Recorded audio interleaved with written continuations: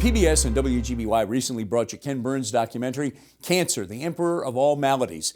In conjunction with that, we've been looking at local stories of the battle against cancer.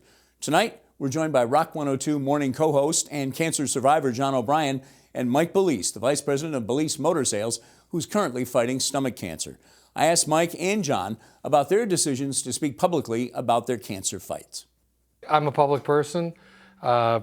People care about me. I'm part of the fabric of the community. This is where I am, and this is part of who I am, and I have a great relationship with John, so I just felt it would take a lot of burden off me just to come clean, tell everybody what it is, and, you know, let them throw stones and wish me well, and I've had a little of both, but by and large, absolutely the way to go. I've found it really emancipating and freed me up to do a lot of things, and people don't have to ask, you know, what's going on, what kind of cancer. I kind of got it out there.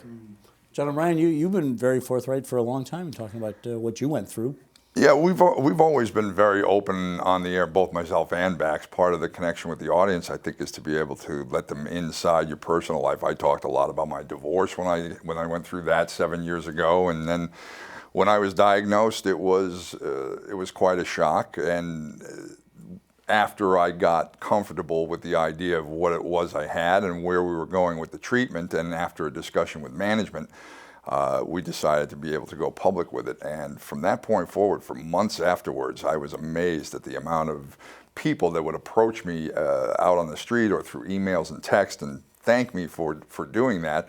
Even my dermatologist told me that he was getting a number of people who were showing up asking to have things looked at that they had seen on their bodies that they had previously not really given any attention to before.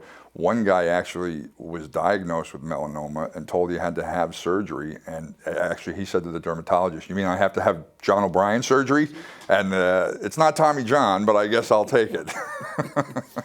Mike Balise, I know you've called the experience surreal. I mean, hearing the words "you have cancer" really changes your outlook and your perspective.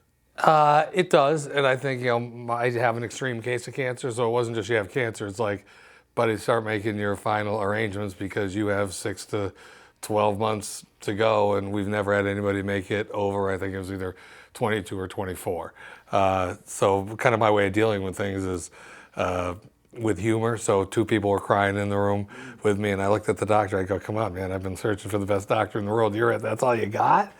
Right? And, you know, the first thing I said to the social worker when she asked if I talked with my kids about cancer is, well, besides wishing it on other people, no, we really don't talk about it much. But, you know, I just think even with them, if you talk about the gorilla that's in the room, you know, it just takes, you know, all the pressure, you know, off. So that was really surreal. Going through life for the first 30 days was really tough. I described it on John's radio show as like when you trap a rat in a cage, it just doesn't sit in the corner. You constantly, the brain is trying to figure out, like, what's the next step? What's the next step? Well, I had already hit the next step. There was no next step. I was at the nationally known best guy to handle what I have, and he told me what I needed to know, and so I just had to figure out a way to make peace with that and move on and hope that they're wrong. And I'm certainly not resigned. I'm going to beat their prognostications, and I'll set the record, I'm sure. But the first month was tough. You know, little kids, all that stuff, a lot of changes. You said, maybe it was the doctor you're just referring to, you said one doctor told you, "Get ready, this is going to be like getting in the ring with Mike Tyson." Right. That was my my local internist, who's awesome, Dr. Rodney Larson. He's been so supportive, I just got to say. But yeah, he called me up. I had just heard that I had to go to Boston. I had stomach cancer from the guy who did the endoscopy. Hardly talked to him at all. So I just kind of had a question mark in my mind for about 48 hours. I wasn't telling anybody. Friday night at like 6 o'clock, I pulled up to my mother's house, who I take care of. She's in her late 80s. And he calls up and he goes, "Buddy, you okay?" I go, "Yeah, I'm okay. I got to go to Boston to have this thing checked out." He's like, "What'd they tell you about it?" I'm like, "They really didn't tell me a lot except I have a tumor. I got to go get it checked out." He goes, "You're about to step into the ring with Mike Tyson, and you've never been in the gym before. So be ready." That explains why your ear is partially bitten off. I never really noticed that before. I thought that was just at birth. John, how about for you? I mean, this is a guy you've known a while, and he comes on the show, you shoot the breeze, and maybe this is too personal, and feel free to say so, but when you hear he's going to be battling the sea, a little different, little different situation, but you battled the big C.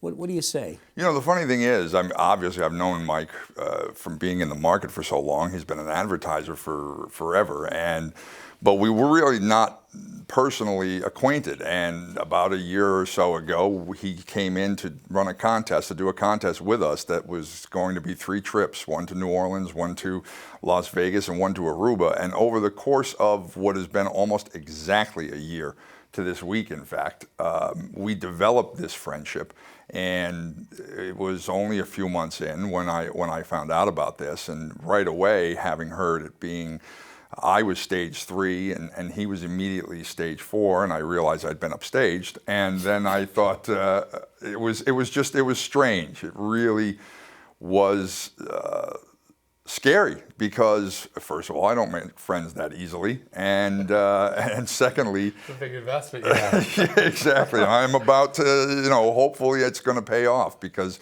we have gotten along very well in that period of time, and I like knowing that I'm somebody he can turn to when he wants to talk about it, because clearly most people in this situation don't want to have to talk about it constantly. So if I can help him out in any way, that's great, and it's really been a changer for us. I'm assuming that since you've come forward, you talk about this, Mike, people come up to you, they probably sometimes telling you their own cancer story, hopefully with a good ending. Sure. But it's tough. It's ever present, and it's hard to hear. What do you say to folks? You know what? I think I'm blessed with a lot of patience. I like people in general, so I enjoy the limelight. And I mean, it's every day, all the time. People want to tell you stories, and almost never do I have to really cut them off. They kind of get kind of what you're doing.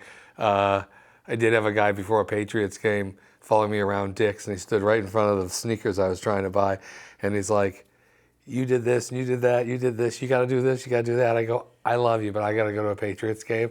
But, he laughed, and it was good. So, once in a while people say the worst things, meaning well, and I just laugh at it. I don't let any of that stuff bother me. I mean, you said it here just a couple of minutes ago.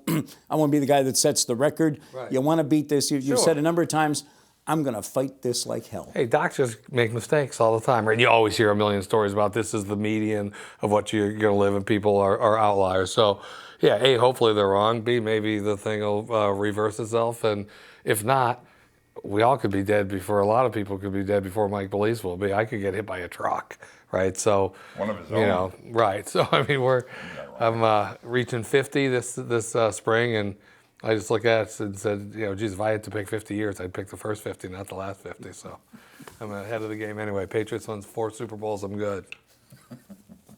John O'Brien, Mike Balise, thanks for coming in and talking about your own situation, and thanks for reminding folks to take care of their own life, take care of their own health. Appreciate you being here, gentlemen. Thank you, Jim. Thanks for having us.